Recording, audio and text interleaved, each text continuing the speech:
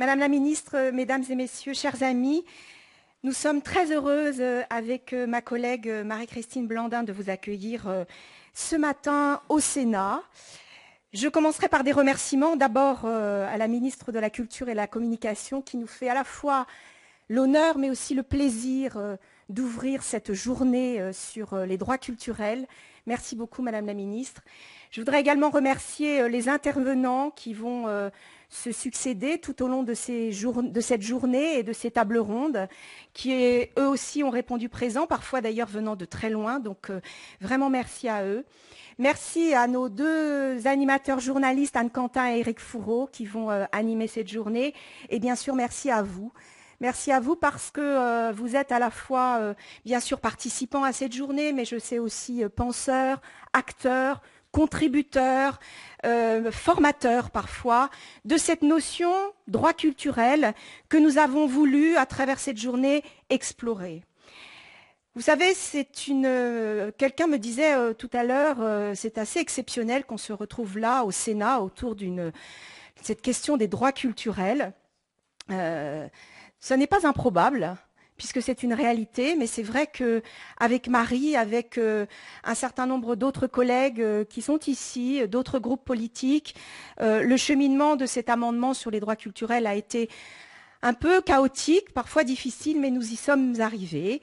Et c'était en tout cas pour nous à la fois très important, mais surtout très important de nous dire collectivement, maintenant, cette question est dans la loi et comment va-t-elle se traduire dans nos politiques publiques de façon opérationnelle, de façon concrète quelle traduction, mais aussi finalement quelle interprétation nous allons pouvoir leur donner, sachant que eh bien il y a quand même un certain nombre de définitions que nous fera le plaisir de nous donner Patrice Meyer-Bisch et qui permettront donc d'alimenter cette réflexion.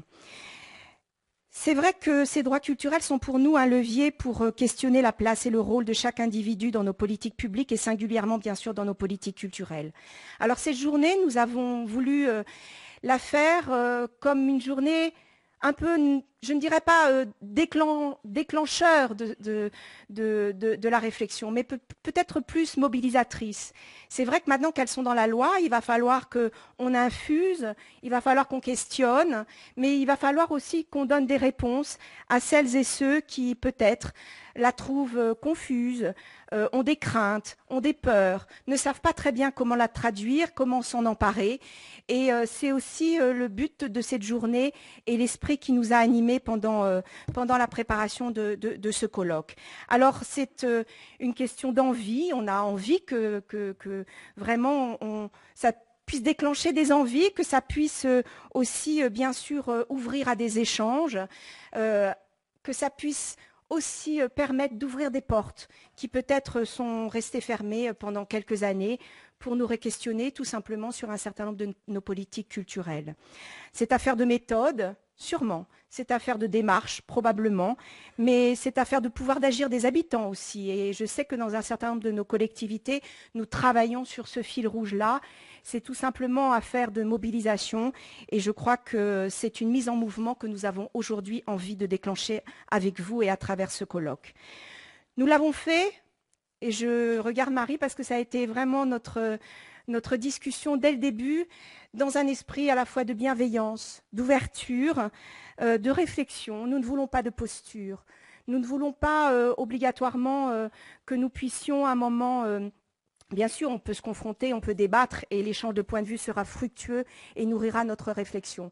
Mais nous avons voulu de la sérénité dans la mesure où c'est une question trop importante aujourd'hui dans le contexte que nous vivons pour que nous dépensions nos énergies à nous confronter, alors même que cette notion est bien sûr celle de l'ouverture, de l'échange. Certains parleront de citoyenneté, certains parleront de commun. Nous parlerons tout simplement, finalement, je dirais, voilà, de vivre ensemble. Car à travers cette notion, et j'en terminerai là mon propos, eh bien, c'est aussi les expériences que vous menez, les démarches que vous avez. Car si cette notion n'est pas nommée parfois, elle existe, la question existe, elle existe dans nos politiques publiques, elle existe aussi dans un certain nombre de vos projets. Et c'était aussi finalement l'esprit de ce colloque de pouvoir les révéler dans l'échange et la bienveillance entre nous tous. Alors merci beaucoup de vos contributions, merci de votre présence et je nous souhaite une très bonne journée.